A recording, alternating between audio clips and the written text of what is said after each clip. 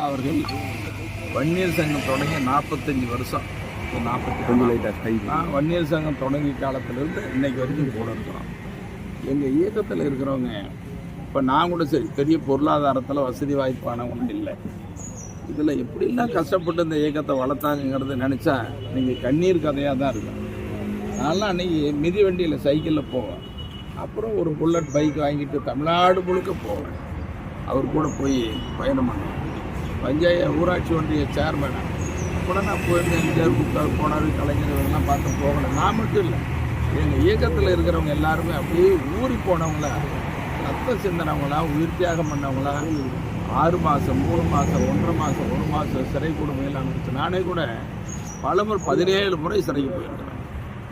1.5 மாதம் தொடர்ந்து சிறையில் இருந்திருக்கிறேன். எதுக்காக இல்லை, இப்படி மருத்துவரையை நடத்திட்டு இருக்கிறாரு. இந்த இயக்கம் கட்டாயம் சாதாரண இயக்கம் அல்ல, தியாகம் பண்ண இயக்கம், ஒரு வரலாற்று இயக்கம். இன்னைக்கு நெல்சன் மண்டேலா, மாசேத்து, காந்தியடிகள் போன்ற தலைவர்கள் வச்சு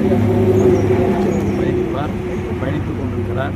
அதே நேரத்தில் எங்கள் மருத்துவரையாவோடு சேர்ந்தும் சரி, மருத்துவரையா காலத்துக்கும் பிறகும் சரி, இந்த இயக்கத்தை வழிநடத்தக்கூடியவர் மருத்துவர் அன்புமணி தான். அவர் ஒன்றும் மாற்றல்.